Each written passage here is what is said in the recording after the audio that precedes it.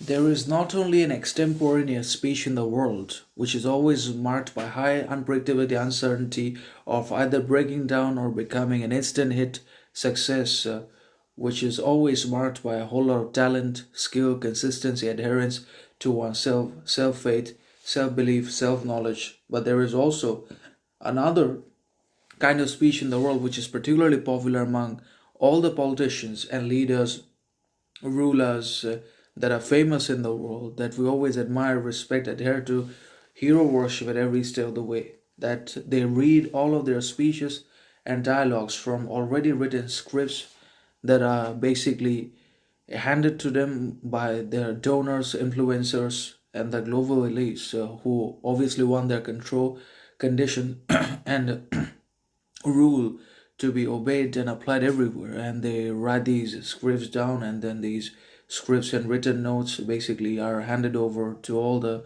elected, supported, admired, worshipped politicians, representatives, officials inside of particularly the democratic open governments and societies, and then they read their speeches from either the teleprompter or from their notes, and that is quite disappointing, contemptuous, difficult to grasp, to understand, to support anyways. But we will support everything. We won't object to all that because we have become worshippers, practices, prioritizers of all the comfort, distraction, desire, mediocrity, stupidity, conformity, pretense, ignorance, arrogance in the world because of the training and the kind of teaching we received and we have got from the different institutions and constructs of family, society, and education and public government and so on and so forth. So obviously people that are always having to read from notes to speak, and that is what they call independent speech, are quite disappointing